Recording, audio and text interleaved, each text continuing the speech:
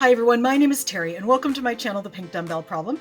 This is the first ever video in a brand new series I'm doing called In the Discourse. I'm just going to talk about something that's been in the news, or maybe it's a meme that's been going around on social media, or something that's been happening in discussions on Twitter, whatever. And I know there's people out there who want more Agnotology content, so today's your lucky day. Today I'm going to talk about this article, The Secret Court Case 50 Years Ago That Has Robbed Transgender People of Their Rights Ever Since. The story of Ewan Forbes shows how trans people were able to enjoy equality until it was quietly removed to protect male rights of succession. This is an article by Patrick Strudwick in inews.co.uk, and it came out on November 10th.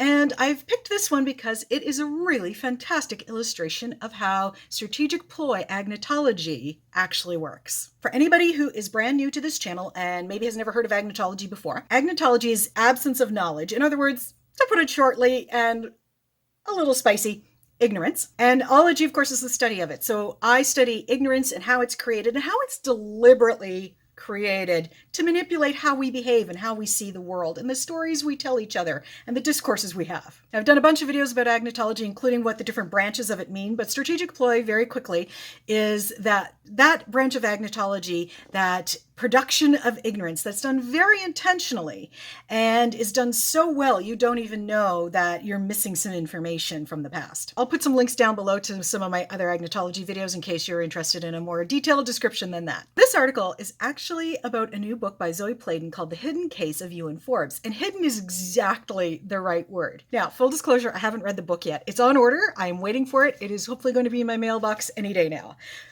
But that's one of the things when you're a Canadian, sometimes when you order things, especially books, we have to wait a little longer than people in other countries. So I'm still waiting. This is something that has been so well hidden, people today don't even know that it previously used to exist. And what is this?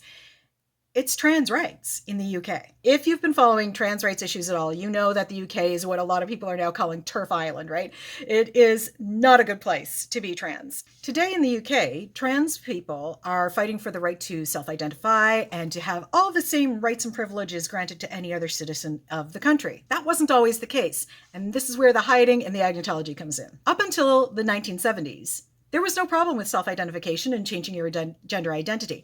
But there was this particular case, the case of Ewan Forbes, that changed all of that. I've said many times on this channel in other videos and other series that my first ever women's studies or gender studies professor in university used to say, rule number one, follow the money. And rule number one, follow the money. That rule is rule number one because it works. It always works. And this case is no exception. The reason this is important is because of a little thing that is the male succession, or sometimes also called male primogeniture. And that's the idea that inheritance goes to the oldest legitimate male child in a family. This isn't a big deal to most of us. Most of us are not in any noble ranks. And even if you're quite wealthy, it doesn't matter who inherits. But when it comes to people who are part of the nobility, it means a lot of money and property and all those sorts of things all being inherited by the right person. And that's all fine and well till you get a transgender person in your family. Are they the eldest male heir in the family? Or is some cousin who wants to get in on this going to fight that?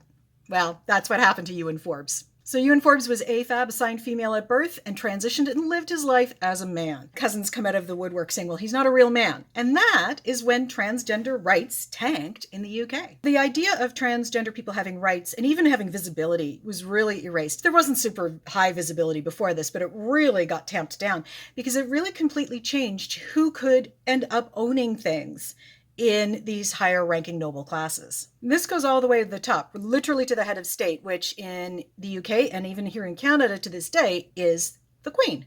It is Queen Elizabeth. Now, she made a change in 2013 where the primogeniture is no longer specifically male. Now, it happens to be that the next three people in line for the throne are all male. But should a female be born in that line, in that immediate line of succession, she will not be bumped out for a brother or a cousin. That change, by the way, happened in 2013, so it's not exactly old hat yet now, is it? Or old crown. What's the agnogenesis here, the moment the agnotology kicks in and starts? Everybody who had been involved in the trial had been completely sworn to secrecy in order for the carriage of justice to happen. The problem was that part of the agreement was what we would basically today call an NDA, a non-disclosure agreement. Hot tip, if you're into agnotology, NDAs probably involved in most of the stuff you're going to read. So there was all kinds of reasons why this needed to be kept quiet.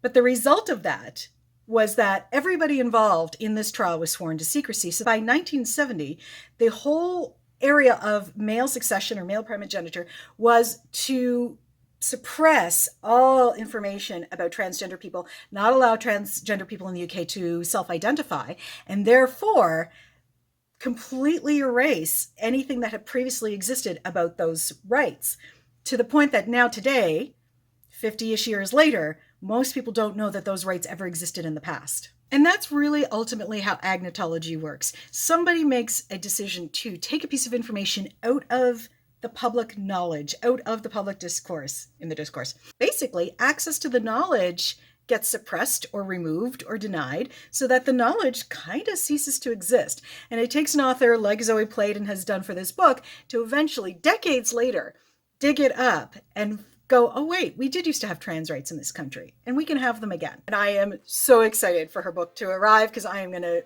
probably read that in 1 or 2 sittings, I think. I just can't wait for it to get here. I keep checking my mailbox for notices. Thank you so much for watching. Stay tuned, folks. I will do more in the discourse stories and videos in the coming months. Throw me some suggestions down below. Feel free to grab me on Twitter or any of the social media platforms and let me know if you've seen a great story that you think fits my channel's themes around fitness, feminism, and philosophy. If it's got to do with gender, agnotology, epistemology, pedagogy, I'm in. So give me a shout if you see something cool. I'm certainly keeping notes from everything I read.